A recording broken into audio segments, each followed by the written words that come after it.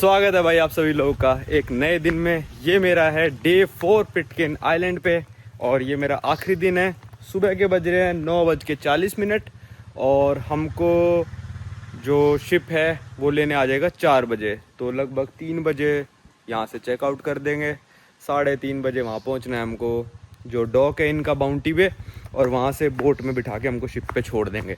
तो इस वीडियो में आप मेरी जर्नी देखोगे पिटकेन आइलैंड से लंदन तक की, क्योंकि मेरी अगली डेस्टिनेशन जो है वो है यूके लंदन। तो ब्रिटिश ओवरसीज टेरिटरी से सीधा ब्रिटेन मतलब ये तो मस्त हो गया है। तो भाई अभी मैं जा रहा हूँ यहाँ की सुपरमार्केट देखने की कोई मैग्नेट वगैरह अवेलेबल है या नहीं, और पोस्ट ऑफिस। हालांकि जो हमारी होस्ट है कैरल, उन्होंने मैग्नेट्स बना रखे हैं, पर वो मैग्नेट्स मतलब मेरे पसंद के नहीं है। उसमें क्या है, एक लकड़ी है और उस पे एक पोस्टल स्टैम्प चिपका रखी है, बस वो $5 के वो बेचते हैं। तो मैंने कहा एक बार मार्केट में चेक कर लेता हूँ, अगर नहीं मिला तो फिर वो ले जाएंगे और पोस्ट ऑफिस में पूछ लूँगा। अगर स्टैम्प्स ही बेच रहे होंगे डायरेक्ट तो थोड़ी स्टैम्प्स भी ख़रीद लेंगे। इंटरेस्टिंग स्टैम्प्स है भाई, यहाँ पे कौन ही आता है। और फिर जाना है म्यूज़ियम, क्योंकि म्यूज़ियम खुलता है सिर्फ महीने में 2 संडेज़ को और सुबह 10 बजे। तो 15-20 मिनट में म्यूज़ियम खुल जाएगा। एक बार सुपरमार्केट और पोस्ट ऑफिस आके ये चेक करते हैं। तो यहाँ से भाई मेरी फ़्लाइट होगी, पहले मैं जर्नी समझा देता हूँ। यहाँ से मैं लूँगा शिप बैक टू मैंग्रेवा, मैंग्रेवा से मेरी फ़्लाइट होगी पापीटी की, पापीटी से मेरी फ़्लाइट होगी सैन फ्रांसिस्को की, और सैन फ्रांसिस्को से मेरी फ़्लाइट होगी डायरेक्ट लंदन की। तो ये सब आपको इस वीडियो में देखने को मिलेगा। बहुत लंबा रूट है, क्योंकि मैं आसपास के सारे देश कर चुका हूँ, यूएस भी कर चुका हूँ। तो अब लंदन की बारी थी, यूके की बारी थी, तो यूके करेंगे। तो ये मैं आ गया था भाई पोस्ट ऑफिस। अब यहाँ पे सारी स्टैम्प्स की कलेक्शन है, जो भी आप खरीदना चाहो वो खरीद सकते हो। ये डिस्प्ले के लिए है। अब इसमें ये वाली सबसे अच्छी है, ये वाली काफ़ी अच्छी स्टैम्प है भाई, पर ये सोल्ड आउट है। ठीक है, स्टैम्प की प्राइसेस के हिसाब से वो है $4.40 की, ये 28 की, क्योंकि इन स्टैम्प्स की वैल्यू ज़्यादा है। ठीक है, ये न्यूजीलैंड डॉलर हैं सारे। तो ये वाली तो सोल्ड आउट है, ख़रीदनी मेरे को यही थी। और पर ऊपर में से आप ले सकते हो अगर आपको कोई चूज़ करनी है। तो किंग क्वीन की लेके तो मैं क्या ही करूँगा, उसमें कोई मतलब सा नहीं बैठ रहा। ये वाली जो है ये पिटकेन आइलैंड की है, $16.5 की पड़ेंगी। ये न्यूजीलैंड डॉलर है, तो मेरे हिसाब से मैं ले ही लूँगा ये तो, क्योंकि वही एक अवेलेबल है तो वो ले सकते हैं। भाई ये पोस्ट ऑफिस है, पिटकेन आइलैंड जनरल पोस्ट ऑफिस, और देखो कितने सारे पार्सल्स हैं भाई। इन सब में स्टैंप लग के जाने लग रही है। भाई ये वाली स्टैम्प्स मेरे को मिल गई।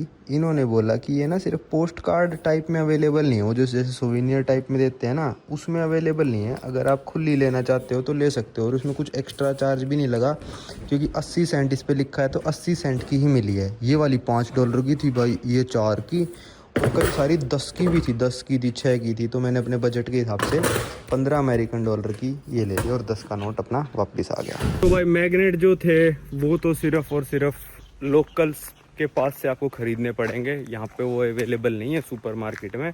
पर स्टैम्प्स में ले आया $15 की, क्योंकि भाई बड़ी रेयर स्टैम्प्स है, यहीं आके लेनी पड़ेगी। खैर ऑनलाइन बिकती होंगी पर बहुत महंगी बेचते होंगे लोग। तो न्यूजीलैंड से प्रिंट होके आती हैं ये। तो $15 की मैंने ख़रीद ली। वहाँ पे एक मैग्नेट जो बना रही थी कैरल, उस पर एक स्टैम्प चिपकी थी और वो $5 का था। इससे अच्छा $15 में मैंने ये मान लो 20-25 स्टैम्प्स खरीद ली। वो महंगी वाली नहीं खरीदता तो और भी खरीद सकता था, पर फिर वो ये वैरायटी करनी थी मेरे को, तो वैरायटी कर ली मैंने। अब खुद का भी मैग्नेट बना सकता हूँ जाके, लकड़ी पे कई सारी स्टैम्प चिपका के और फिर उसके पीछे मैग्नेट लगा दो, मैग्नेट बन जाएगा वो। ठीक है, तो और शायद परमवीर का कोई दोस्त भी है जो स्टैम्प्स कलेक्ट करता है, तो उसको चाहिए होंगी तो मैं उसको भी दे सकता हूँ। अब चलते हैं भाई म्यूज़ियम। तो ये आ गया म्यूज़ियम, और ये सिर्फ टूरिस्ट के लिए खोलते हैं, महीने में 2 दिन बस। चलते हैं। वैसे कोई टूरिस्ट आएगा और नहीं खुला होगा तो खुलवा देंगे ये, पर वैसे ही संडे टू संडे खोलते हैं। ये है म्यूज़ियम पिटकेन आइलैंड का, और इसमें जो जो इंटरेस्टिंग चीज़ें मेरे को दिखी वो मैं आपको दिखाता हूँ भाई। यहाँ पे एक HMAV बाउंटी का, मतलब HMS एक कुछ भी कह सकते हैं। तो 28 अप्रैल 1789 की बात है। देखो जैसे मैंने बताया था ना, वो जो असली कैप्टन था और उसके साथियों को एक छोटी सी बोट में बिठा के रवाना कर दिया था कि भाई तुम मरो कुटो कुछ करो, हमारी कोई गारंटी नहीं है। फिर भाई 1790 को 23 जनवरी को यहाँ पहुँची थी, तो आग लगा दिया था सब कुछ निकाल नुकूल के। अब कुछ भी नहीं दिखता है, थोड़ी बहुत चीज़ें हैं जो दिखती हैं, और ऐसा हो गया था। फिर यहाँ पे लैंड जब किया था इन्होंने तो दिखा रखा है कि भाई लकड़ी वगैरह लेके आए थे, तो ऐसे लैंडिंग करी थी उन्होंने जब वो लोग आए थे 1790 में। भाई इस पूरी दीवार पे ना स्टैम्प्स की कलेक्शन है, और जो अभी मैं खरीद के लाया हूँ भाई वो ये वाली स्टैम्प्स हैं, पर ये वाली थी 1946 की स्टैम्प है, 40 से 46 तक चलती थी। इस पे ना रेट भी कुछ और लिखा है, जैसे पे हाफ डी लिखा है, 1 डाइम होगा है मेरे हिसाब से, 1.5, 2 डाइम, 3 डाइम। तो ये 5 में स्टैम्प खरीद के लेके आया हूँ अभी पोस्ट ऑफिस से, पर इनकी वैल्यू 80 सेंट हो चुकी है। इसकी 60 है, इसकी 10 है, इसकी 40 है। फिर मैं ये वाली भी लाया हूँ शायद, और ये वाली भी लाया हूँ। तो ये बहुत अलग अलग तरह की स्टैम्प्स है भाई। यहाँ पे पिटकेन आइलैंड के ऊपर इतनी सारी स्टैम्प इशू हो रखी हैं भाई। एक डायरी है जिसपे मैंने अपना नाम लिख दिया, दिल्ली इंडिया, और भाई मैंने कम से कम इसके ना 40-50 पेज तो देख चुका हूँ। कोई भी बंदा इंडिया से अभी तक तो मैंने इसमें नहीं देखा है। वैसे आए होंगे मेरे को पता ही है, पर यहाँ नहीं आए भाई। इतनी रिमोट जगह के लिए ना मेरे को काफ़ी ज़्यादा मेंटेन्ड म्यूज़ियम लगा भाई, कि मतलब जितना सब कुछ ये कर सकते थे 28-30 लोगों के लिए, बहुत ज़्यादा कर रखा है। मतलब जो हद है ना उससे ज़्यादा ही कर रखा है।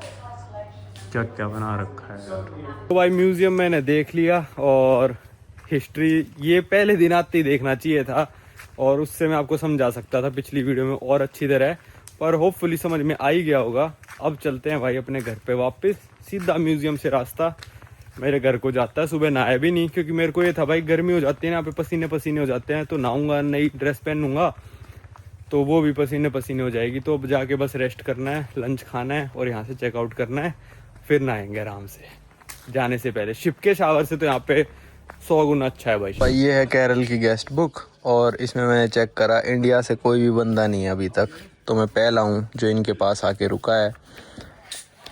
2003, 1996। You are getting guest from 1996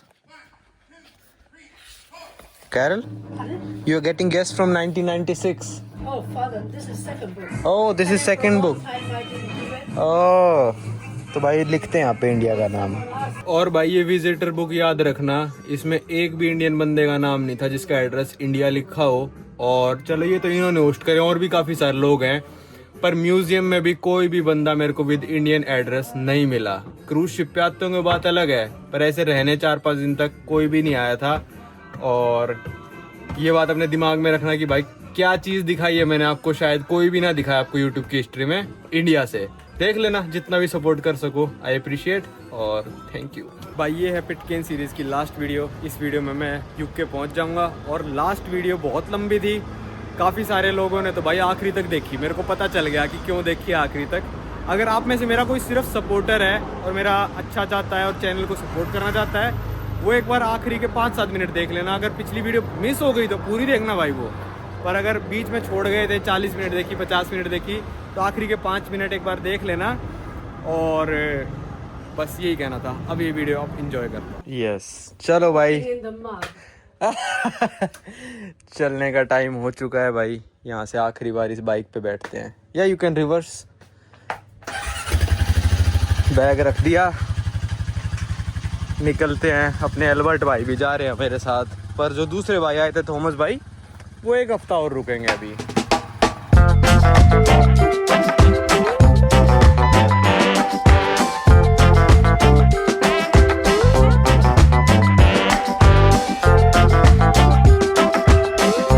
चलो भाई, यहाँ पे पिटकेन का फ्लैग है, लहरा भी रहा था, मैंने फ़ोटो ले ली 2-3। और ये इनका जहाँ पे बोट स्टोर करते हैं, इस बोट का नाम है जिसपे हम आए थे, मॉस। अब इसी बोट को निकालेंगे ये, और ऐसे सीधा समुंदर में जाएगी। और हमारा शिप भी वहाँ पे आ चुका है, अगर आप देखोगे तो दिखने लग रहा है। वहाँ से जाके दिखाता हूँ आपको। और हमारे दोनों जय और केरल भाई मस्त थे बिल्कुल। भाई मेरे को लग रहा था कि 4 दिन में बोर हो जाऊँगा, क्या ही करने को आइलैंड पे, ये वो। हाँ ठीक बात है, मैं थोड़ा सा बोर हुआ, पर जितना एक्सपेक्टेशंस था ना उससे काफ़ी ज़्यादा कम। जो होस्ट थे हमारे भाई वो भी बहुत अच्छे थे, मतलब पूरा एंटरटेनमेंट, बात ऐसा नहीं था कुछ भी कि भाई बात नहीं करेंगे। बात करते थे भाई बैठ के 2-2 घंटे, 3-3 घंटे। तो मेरे को बड़ा मज़ा आया, और किसी चीज़ की कमी नहीं रहने दी। पानी, पेप्सी, खाना, जो चाहिए खाओ भाई। तो मेरे को बड़ा मज़ा आया भाई। अब बस बोट उतारते हैं और शिप में आपको दिखाता हूँ। शिप वहाँ से पूरा घूम के अब यहाँ पे आ चुका है। ये देखो भाई, ये रहा शिप। ये घूम के हमारा आ चुका और यहाँ पे न्यूजीलैंड की पुलिस दोबारा स्टैम्प भी करेंगे तो मैं अपना पासपोर्ट निकाल के इनको देता हूँ। ये दूसरी स्टैम्प भी लगेगी हमारी, ये वाली अलग है, departed from Pitcairn islands May 4। Thank you. आ चुका है, अभी मुड़ने लग रहा है, ऐसे आया है ये, ठीक है, और अब ये मुड़ेगा और पार्क होएगा। ट्रैक्टर से खींचते हैं रस्सी बांध के। ओ भाई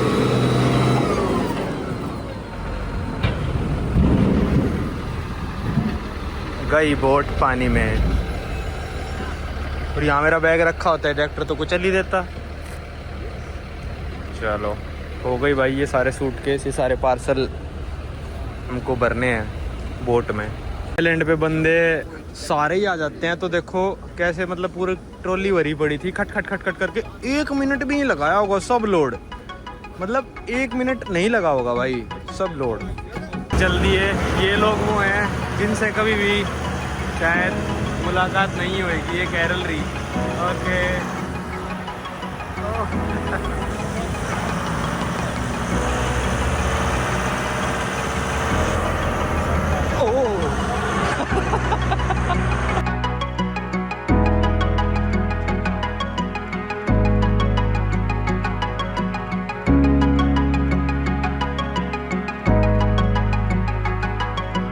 अभी ना शिप चलने लग रहा है, तो हम शिप के पास जा रहे हैं। अब पता नहीं ये क्यों चल रहा है, क्या रीज़न है, शायद वेव्स ज़्यादा ही हैं, हम यहाँ पे उतर नहीं पाते, तो शिप थोड़ा समुंदर में जा रहा है जहाँ पे वेव्स कम हो। भाई शिप फाइनली बहुत दूर आके रुका है और अब हम इस पे चढ़ेंगे। बर्गन लिखा है क्योंकि जो नॉर्वे में एक सिटी है बर्गन, वहाँ पे बना होगा ये, तो ओ भाई बैठ जाता हूँ।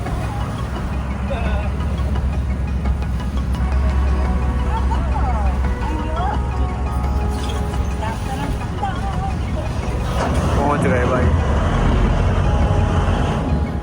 ये कम से कम 70 साल की औरत होगी और चढ़ाना बहुत ही मुश्किल हो गया था इनको। जो शिप बोर्ड देखना कितनी इंच चली जाएगी, सीढ़ियाँ गायब भी हो जाएंगी, देखो अब ऊपर आ जाएगी कि 2-3 सीढ़ियाँ। एल्बर्ट के बाद मेरी बारी है, चलने लग रही है भाई सामान की ट्रांसपोर्टेशन। मैं तो आराम से चढ़ गया, इतना कुछ मुश्किल था नहीं। ये सारा सामान वो रहा मेरा बैग भाई, वैसे कंधे पे टांग के ही आ जाता तो सही था। अब मेरे को ये वो रहता है डर कि भाई इन्होंने समुंदर में गिर दिया ये, तो मेरा सब कुछ उसमें ही है, मेन पासपोर्ट। भाई जा रही है ये बोट, बाय भाई।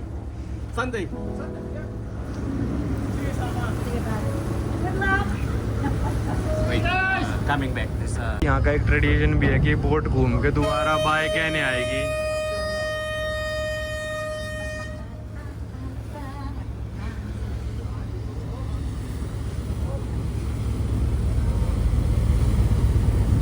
शिप ने भी भाई सीटी बजाई, चलो गए भाई। लो भाई चौधरी साहब पहुंच गए अपने रूम में दोबारा, और अब ये शिप चल पड़ेगा। मुड़ना ऑलरेडी शुरू हो चुका है, मेरे को दिख रहा है। तो आज की रात, कल की रात, परसों दोपहर की मेरी फ्लाइट है। कैप्टन पूरी कोशिश करते हैं कि फ्लाइट से पहले पहुंच जाए। अगर वेदर पूरा होता तो ये शिप हम 12 बजे बोर्ड कर लेते, पर अब 4 बजे बोर्ड किया है, तो वेदर सही है मतलब। तो चलो करते हैं दोबारा ये जर्नी स्टार्ट। ज्यादा कुछ दिखाने को होगा नहीं, क्या पता मैं सीधा ही आपको मैंग्रेवा में मिलूं, रेस्ट करेंगे। यार मतलब मैं आखिरी में इमोशनल सा हो गया जब कैरल को बाय करी बोट में से, फिर इन बोट वालों को बाय करी, सबको जानने लग गया था भाई मैं, मतलब लगभग सब लोगों को जानने लग गया था, सब लोग मेरे को जानने लग गए थे ही 20-25 लोग। तो एक ऐसा इमोशनल सा भी होगा कि इनसे तो जिंदगी में कभी दोबारा मुलाकात नहीं होगी, कि कैसे ही होएगी, मतलब पॉसिबल नहीं है, मतलब एक तरह से देखा जाए तो चलो करते हैं जर्नी को लंदन की तरफ स्टार्ट। तो भाई वो रहा पिटकेन आइलैंड, कभी भी जिंदगी में देखना नहीं होएगा। 197 कंट्रीज आप बार बार जा सकते हो, बहुत इजी है जाना, फ्लाइट लो पहुंच जाओ। पर यहाँ तक आने के लिए जितनी मेहनत लगी है भाई, और टाइम लगा है, पैसे लगे हैं, सब कुछ, इसको बाय बाय कर देते हैं। और बहुत अच्छा लगा मेरे को विज़िट करके, कैरल और जे के साथ स्टे करके। थोड़ी देर में गायब हो जाएगा ये और सिर्फ दिखेगा खुला समुंदर। पिटकेन का भाई ये फ्लैग भी नीचे कर रहे थे, पर वो अटक गया, ऊपर करने लग रहे हैं भाई नीचे। हो गया नीचे। तो पिटकेन का झंडा भी अब उतार दिया गया है।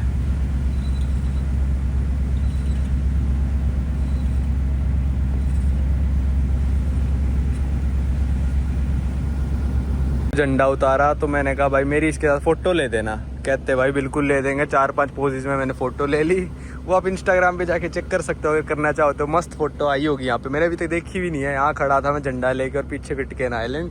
भाई सच बताऊँ ना, बाय कहने का मन नहीं कर रहा। ऐसा लग रहा है कि मतलब कुछ तो करना चाहिए कि ये आइलैंड भी ना एक्सेसिबल हो जाए। पर कर रखा है सरकार ने जितना हो सकता है। मेरे को लगता है इस आइलैंड पे कभी एयरपोर्ट बन सकता है, क्योंकि जैसे आप देख रहे हो ऊबड़ खाबड़ है और इतना लंबा भी नहीं है कि भाई फ्लाइट लैंड हो जाए शायद।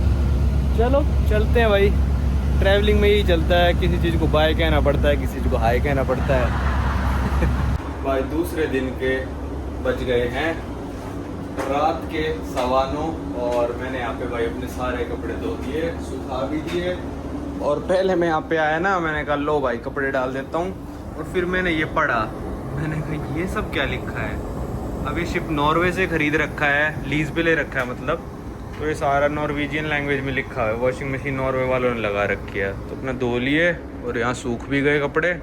अब चल के सोएंगे। शिप भाई पहुँचने वाला है। हम सिर्फ मैंग्रेवा से 25 किलोमीटर दूर रह गए हमारे जीपीएस के हिसाब से। तो लगभग 2 घंटे में हम पहुँच जाएंगे। शिप चल रहा है कुछ 10 नॉट्स पर आवर की स्पीड से। अब वहाँ जाके थोड़ा स्लो भी होएगा। तो 2-1 घंटे में हम पहुँच जाएंगे 11 बजे तक। कल दोपहर में 12 बजे फ्लाइट है।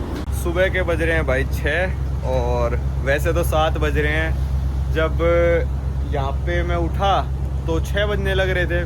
फिर मैंने टाइम यहाँ मैंग्रेवा का सेट करा, वो 1 घंटा पीछे चलता है पिटकेन से। तो फिर 5 बज गए। तो अभी बज तो 7 रहे हैं पिटकेन में, पर यहाँ पे 6 बज रहे हैं। और पापीटी में 1 घंटा पीछे और चल रहा होगा। तो टाइम का बड़ा पंगा है। चलो ब्रेकफास्ट करते। पैकिंग में कल रात को ही करके सो गया था और फिर चलेंगे। अभी तो काफ़ी टाइम है, 12:20 पे फ्लाइट हमारी। चलो भाई जाने का टाइम हो गया।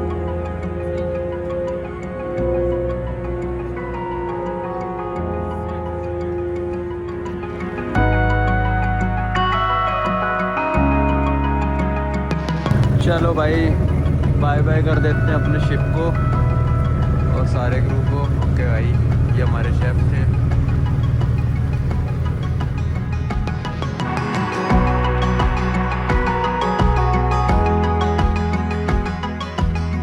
लो भाई शिप से हम पहुंच चुके हैं। वहाँ पे बोट हमारी पार्क हो गई, सारा सामान उतार लिया। पर यार बोट पे मैंने ना बैग नीचे रख दिया था और अच्छा हुआ नीचे कुछ मेरा कीमती सामान नहीं था। नीचे पानी आ गया तो मेरा गीला हो गया बैग नीचे से। यहाँ तक पानी चूस लिया भाई इसने। चलो कोई नहीं, नीचे से हुआ है। गलती कर दी मैंने ना, थोड़ा नीचे रख दिया था। भाई शिप वालों ने यहाँ पे उतार दिया यार 7:30 बजे ला के। 7 बजे वहाँ से चल पड़े, 7:30 यहाँ पे उतार दिया। मेरे को थोड़ी डिसअपॉइंटमेंट है इस चीज़ से, इस वाली चीज़ से। और भाई खाना थोड़ा मतलब ऐसा ही था कि भाई चिकन था, फिश था, बीफ, पोर्क सब था, पर वेजिटेरियंस के लिए कोई ऑप्शन नहीं था। और इनका चिकन वगैरह हम नहीं खा सकते भाई, बिल्कुल ही सूखा सा था मतलब। तो इस चीज़ की है। और जब पता है तुमको यहाँ से बोट 10 बजे चलती है, तो सुबह सुबह भाई 7:30 बजे यहाँ पे हमको छोड़ के जाने क्या मतलब है। 2.5 घंटे पहले बताओ, तुम्हारे वो जो ग्राहक हैं जो इस वाली फ़्लाइट में आएंगे उनको भी तो लेके जाओगे तुम। वो पहुँचेंगे यहाँ पे 11 बजे। मेरे को कुछ समझ नहीं आया इस चीज़ का सेंस क्या बना कि भाई तुम बंदों को 7:30 बजे यहाँ पे छोड़ जाओ, जबकि बोट जो लेने आएगी ना हमको यहाँ से एयरपोर्ट के लिए वो 10 बजे आएगी। 2.5 घंटे तक यहाँ बैठे रहो, ना यहाँ सिग्नल है, ना वाईफाई है, ना कुछ है। कोई क्वेश्चन करने वाला भी नहीं था। और ये कोई प्रोसेस मेरे को समझ में आया नहीं कि वहाँ से 9 बजे चल लेते, 9:30 छोड़ जाते हैं यहाँ पे, आधा घंटा पहले छोड़ जाते हैं। तो वहाँ से 7:30 बजे, 7:15 बजे चल पड़े, 7:30 यहाँ पहुँच गए। 2.5 घंटे बैठे रहो ऐसे ही। तो थोड़ा मतलब चलो बैठे, अब क्या कर सकते हैं। तो भाई इतने टाइम को मद्देनज़र रखते हुए मैंने यहाँ पे 20-25 मिनट ड्रोन उड़ा लिया। अब अगला काम है यहाँ के इमिग्रेशन ऑफिस में जाके स्टैंप लगवाना। इमिग्रेशन ऑफिस 8 बजे खुलता है। तो और सारे लोग चले गए थे जब मैं ड्रोन उड़ा रहा था, मैं भी जा रहा हूँ। यहाँ से लगभग 200 मीटर दूर है बस।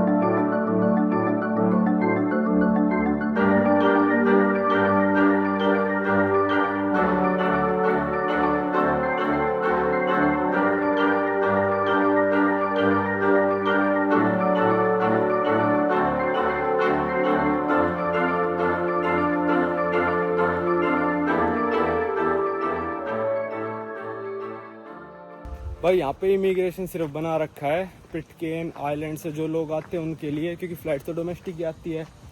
और दूसरा किस चीज़ के लिए बना रखा है, जैसे जो लोग यॉट पे आते हैं ना सेलिंग करते हुए, हेलो, तो जो लोग यॉट पे आते हैं ना सेल करते हुए, तो वो किसी देश के भी हो सकते हैं, तो उनके लिए भाई वो यहाँ पे रुकेंगे तो इमिग्रेशन कराना पड़ता है। और दुकान में से भाई हेलो करने लग रहे हैं लोग, बड़े फ्रेंडली है। गैम्बियर आइलैंड्स पे रहते हैं लगभग 1400 लोग, शायद 1400 थे या 14,000, पर 14,000 तो ज़्यादा ही हो जाएंगे, 1400 ही थे शायद। ये आ गया भाई शायद इनका इमिग्रेशन ऑफिस, चलते हैं। क्या भाई इमिग्रेशन ऑफिस, पहले मैं किसी और ऑफिस में घुस गया था।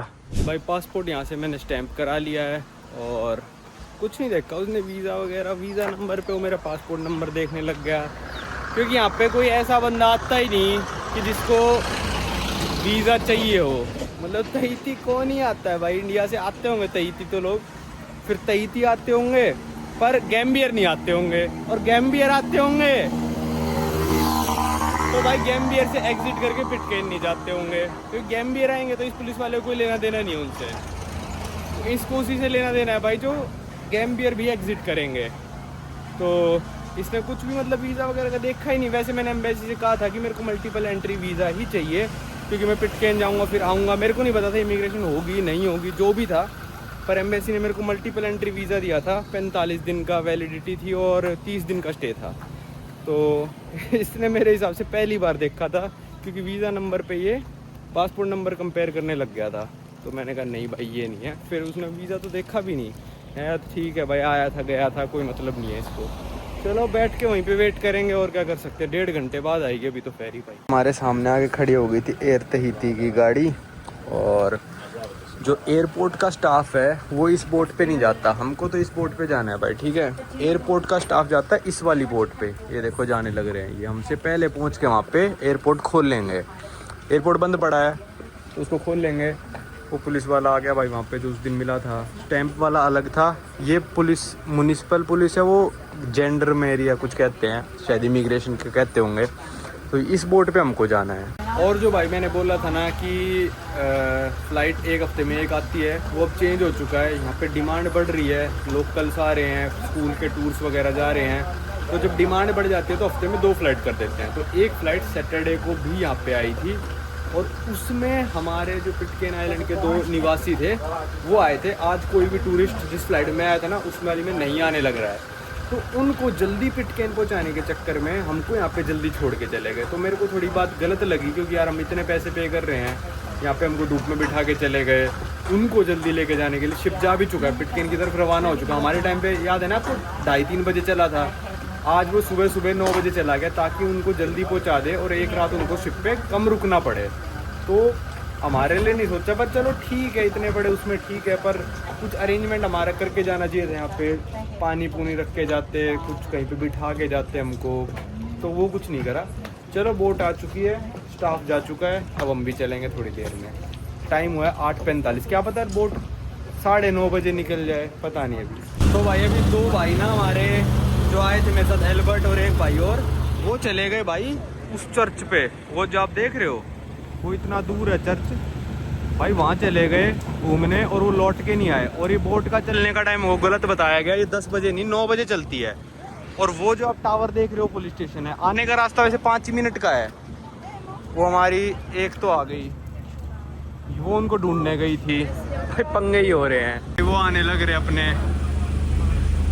एल्बर्ट, और वो आने लग रहे, और भाग तो रहा है भाई, पर पता नहीं भाई अब क्या होगा। अच्छा वेट कर रहे हैं भाई, देखो छोटे आइलैंडों पे ही हो जाता है, दोबारा खोल के उनके लिए वेट कर रहे हैं। अच्छे लोग हैं, वरना ये भी कह सकते थे भाई हम जा रहे हैं। आ गए हमारे पिटकेन के निवासी, ये पिटकेन के निवासी वो एल्बर्ट भाई, ये रह जाते हैं यहाँ पे, इनको बोट रेंट करके आना पड़ता है एयरपोर्ट तक किसी को बोल के। हे Albert, you wanted to stay here?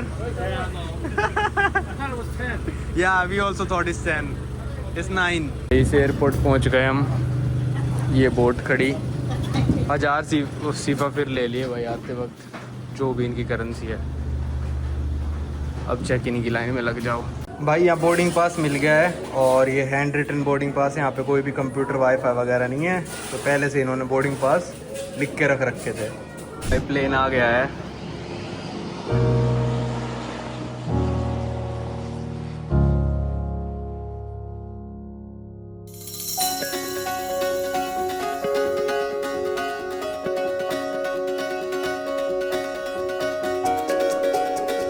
चलो भाई, ये हमारी पहली फ्लाइट आज की लंदन जाने के लिए।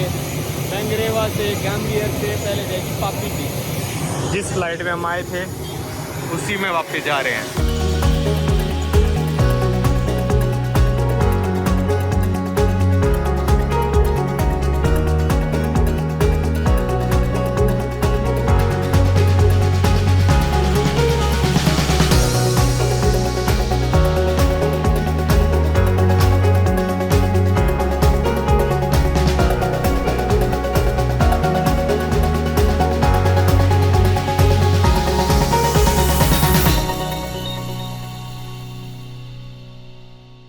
लो भाई, पहली फ्लाइट सक्सेसफुली अपनी पापीटी में लैंड हो गई है। मेरे पीछे प्लेन खड़ा, ये पापीटी का एयरपोर्ट है और लगभग 3 घंटे 40-45 मिनट की फ़्लाइट थी। अब मेरे को इस एयरपोर्ट पे वेट करना है लगभग 6 घंटे। 6 घंटे बाद मेरी सेम फ़्लाइट वापस जाएगी सैन फ्रांसिस्को। क्या कर सकते हैं भाई, करना पड़ेगा। अब इतना रिमोट आ गए ना कि कहीं पे भी जाने के लिए इतना लंबा ट्रैवल करना पड़ रहा है। यहाँ से मैं ऑस्ट्रेलिया जा नहीं सकता क्योंकि ऑस्ट्रेलिया की यहाँ से फ़्लाइट ही नहीं है।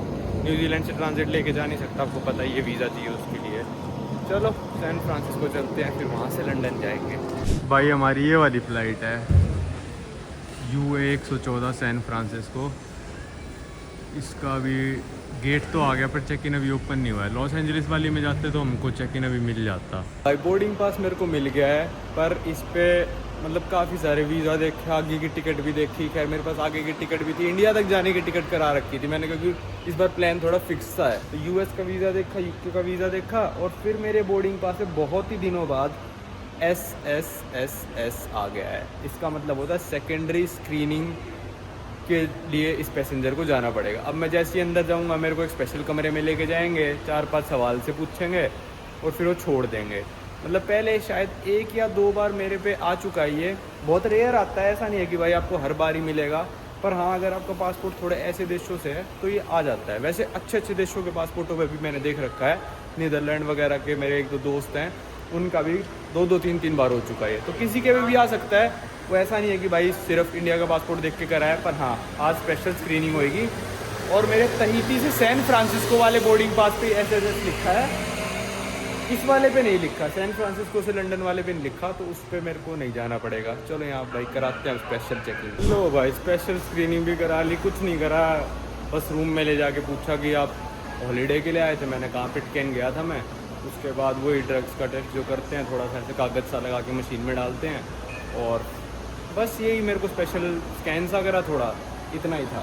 अब यहाँ पे लाउंज एक्सेस में कर सकता हूँ प्रायोरिटी पास से, पर वही सैन फ्रांसिस्को वाली चीज़ है कि यहाँ पे लाउंज नहीं है, रेस्टोरेंट है जिसमें आप जा सकते हो। सैन फ्रांसिस्को में $28 का मेरे को क्रेडिट मिला था, यहाँ पे $26 का क्रेडिट मिलेगा, तो वो ढूंढना है मेरे को और वहाँ पे जाकर खाना खाते हैं। भाई एक ही चिकन सैंडविच लेके आया जिसके अंदर रेड पेपर है गरम गरम, और फिर टबास्को ले आया। इनका केचप नहीं था पर टबास्को था, मैंने कहा ये दे दो। और ये जूस लिया है, ये 1200 का था, जूस 300 का है। 1500 यहाँ की करेंसी फ्रैंक्स में आया है, ये मतलब इंडिया के 1200 रुपये में है।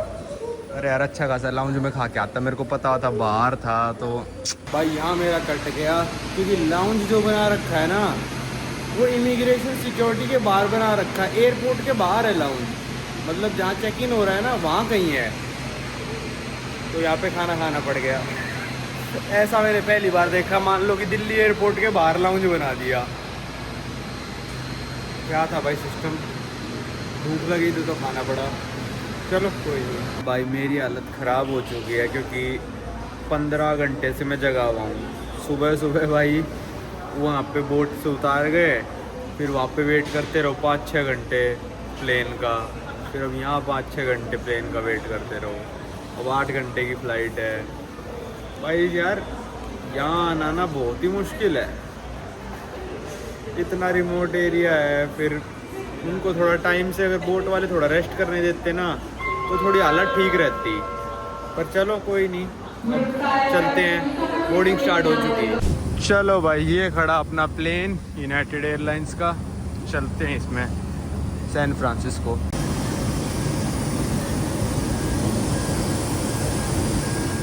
भाई यूनाइटेड एयरलाइंस ने तो ना मेरी ज़िंदगी बदल दी है। मतलब बोर्डिंग करने से 5 मिनट पहले नई सीट सेलेक्ट कर लेता हूँ मैप में देख के, जहाँ सारी खाली होती हैं। ये पूरी रो खाली है, मेरे को पता है। ये वाली पूरी रो खाली है, मेरे साइड वाली पूरी रो खाली है, और पीछे तो बहुत सारी ऐसी रोज़ हैं जो खाली पड़ी हैं बिल्कुल। तो मैंने ये वाली ले ली कि आएगा भी तो कोई आगे बैठ जाएगा, उस साइड बैठ जाएगा, मेरे पास ना ही आए, क्योंकि ये वाली फ़्लाइट बहुत ज़्यादा खाली है। इसमें 135 सीट खाली हैं अभी भी, तो सही है अपना।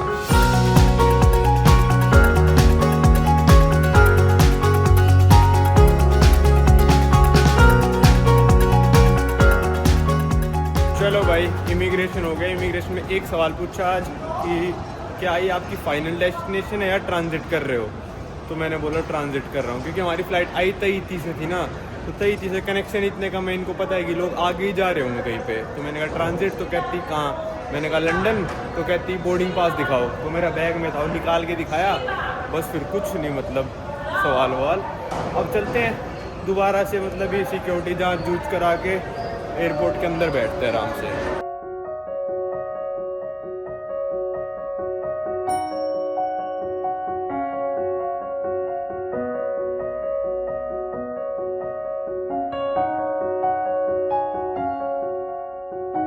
भाई यहाँ पे प्रायोरिटी पास से दोबारा मैंने सेम रेस्टोरेंट एक्सेस कर लिया है, और इस बार मैंने सिर्फ ये मंगाया, ऑरेंज जूस नहीं मंगाया। उसको मंगाते भाई 28 से ऊपर बिल चला जाता था, मेरे को देना नहीं है ऑरेंज जूस का बिल, पानी मिल गया वही बहुत है। और ये खाना है भाई, बिल्कुल मस्त है यार खाना ना। ये जो हैलेपिनोज हैं, मज़ा आ जाता है खा के भाई। चलो भाई, टाइम हो गया लंदन की फ़्लाइट लेने का, 12:50 हो चुके हैं। शायद 10-15 मिनट फ़्लाइट लेट होगी, पर उतना वो कवर कर लेते हैं। लगभग सब लोग बोर्ड कर चुके हैं भाई, और यहाँ पे भाई अपनी चलने लग रही है लंदन हीथ्रो की बोर्डिंग। चलो हम भी चलते हैं। लो भाई, डिपार्ट करेंगे मील सर्विस 1 घंटे में। लाइट्स आउट, फिर लाइट स्नैक मिलेगी, फिर लाइट्स ऑन, फिर स्नैक मिलेगी, और हम पहुँच जाएंगे लंदन हीथ्रो। कंटिन्यू।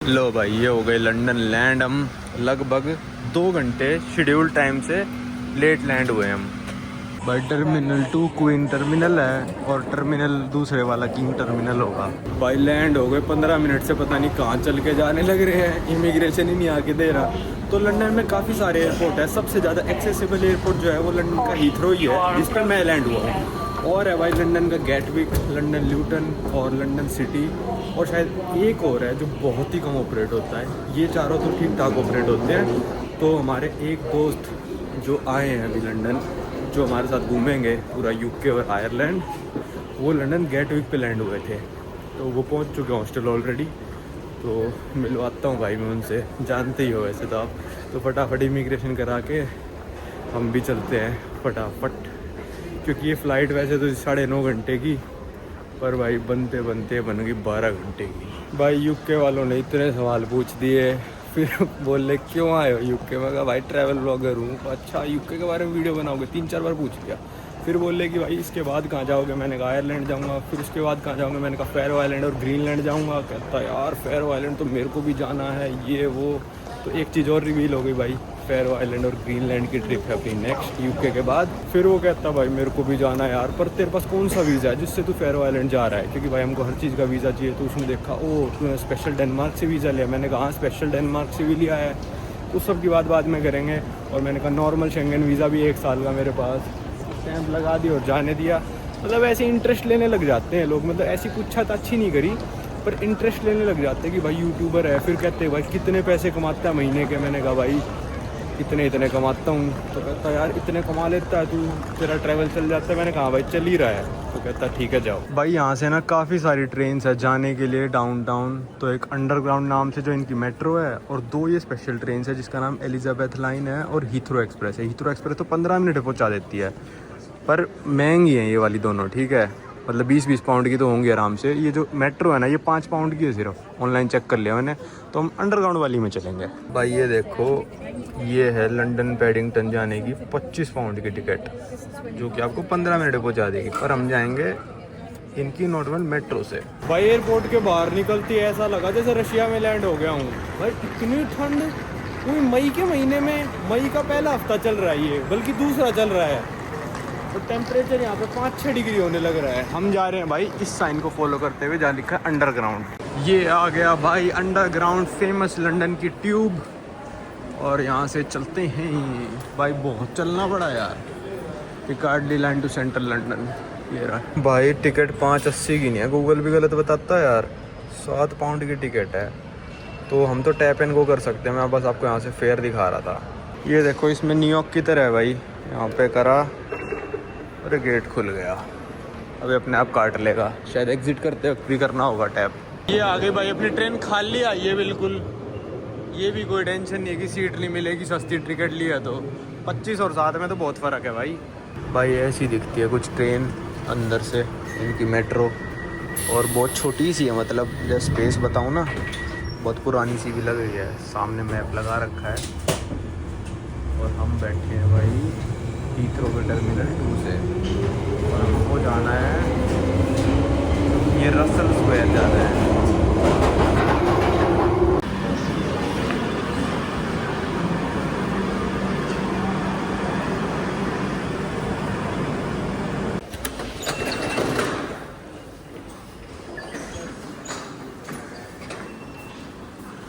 लो भाई रसल स्क्वायर से बाहर निकल गया। भाई राइड थी वैसे जो एयरपोर्ट से ना 50 मिनट की। 10:13 पे बैठा था मैं।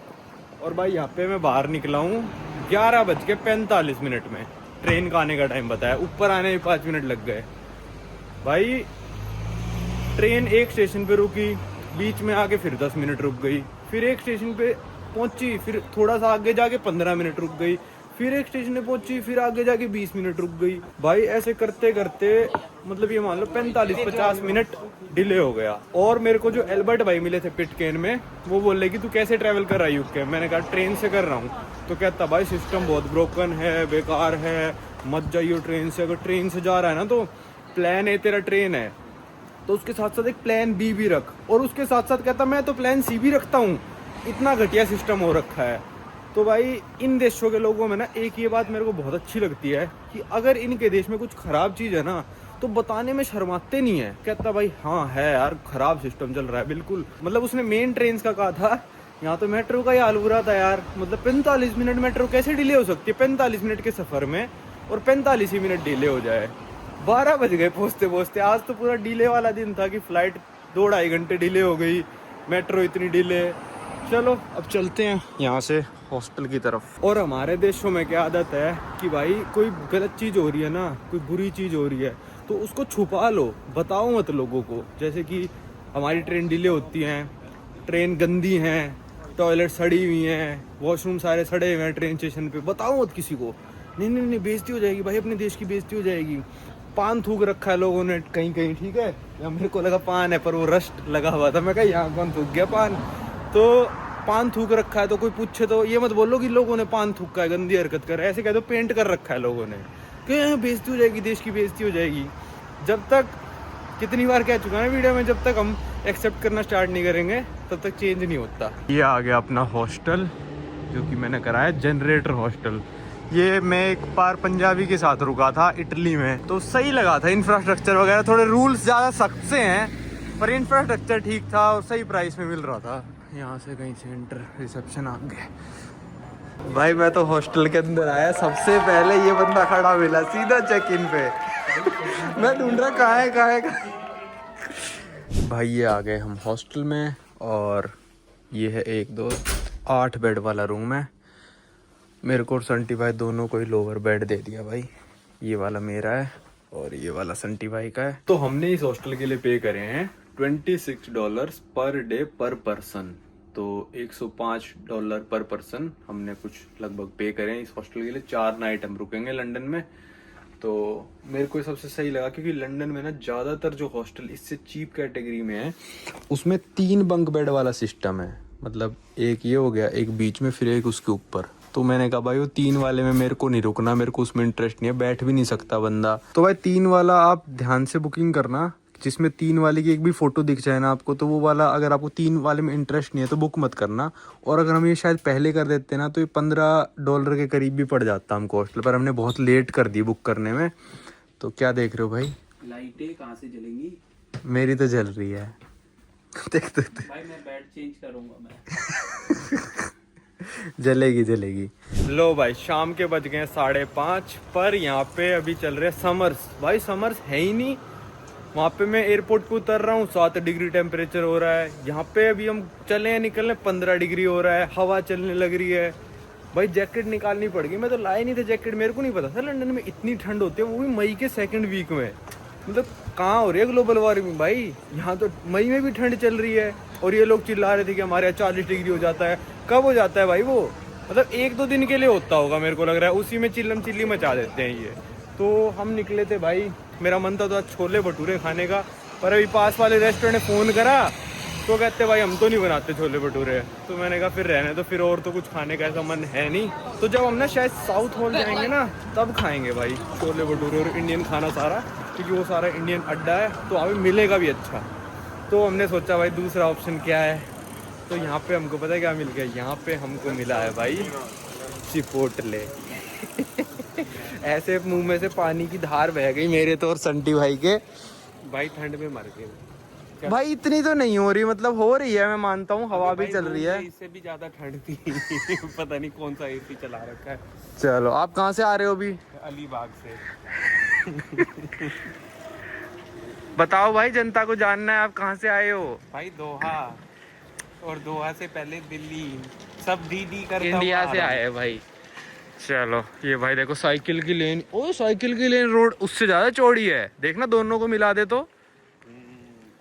चलो अब चलते हैं भाई चिपोटले। यहाँ से 1 किलोमीटर वॉकिंग पे है और काफ़ी सारे चिपोटले हैं। बस वो खाएंगे, थोड़ा इधर उधर घूमेंगे और इस वीडियो को ख़त्म करेंगे। लो भाई चिपोटले पहुँच गए हैं, और कितने दिनों बाद खाऊंगा मैं, लगभग 4 महीने हो गए होंगे, पता नहीं अमेरिका जाए कितने महीने हो गए, अब आएगा मज़ा। भाई चिपोटले खा लिया, और यहाँ पे ऑलमोस्ट ये मान लो न्यूयॉर्क वाले प्राइस हैं। $9 45 पाउंड का चिपोटले था, और फिर शायद 2 पाउंड की कोक थी। डॉलर कहने की आदत ज़्यादा हो गई, अब यहाँ पे सब कुछ पाउंड से होएगा। हमने 2 बाउल खा ली भाई, तो 22 पाउंड मतलब 2500 रुपये का भाई। पाउंड भी भाई 115 रुपये का हो रखा है इस टाइम। लंदन में भी न्यूयॉर्क की तरह पागल लोग घूमते हैं। अब ये चाइनीज़ चिल्ला के जा रही है भाई। लंदन की शान भाई, लाल बस डबल डेकर और एक और पीछे से, तो इनमें सफ़र ज़रूर करूँगा भाई मैं। कहाँ यार मूवीज़ वगैरह में देखते थे इनको, आज सच में देख रहे हैं। खैर बांग्लादेश में भी देखी थी ये, पर पहली बार देखी ना लंदन में। पर ये मॉडर्न हो चुकी है यार, इनमें तो सारा एसी वेसी का सिस्टम है। चलो चलते हैं। संटी भाई तो पहले लंदन आ चुके 2 बार। ये मेरा सेकंड होम यही है। पहली बार रुके थे 20 घंटे, और दूसरी बार रुका था मैं 48 घंटे। तो इस बार आपको अच्छे से लंदन में दिखाएगा। इस बार मैं रुकूंगा 104 घंटे।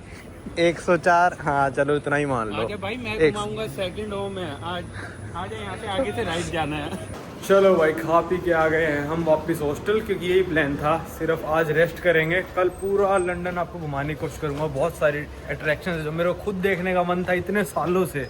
और हाँ, स्वागत है भाई सब लोगों का कंट्री नंबर 143 143 मेरे लिए। और ये वीडियो कहाँ से चल रही है, हम पिटकेन आइलैंड हमने छोड़ा था भाई 4 दिन पहले, 4 दिन बाद हम लंदन पहुँचे हैं। 4 मई को छोड़ा था, यहाँ पे 8 मई होने लग रही है। इस वीडियो को रखते हैं यहीं तक, अब आपको मिलेंगे अगली वीडियो।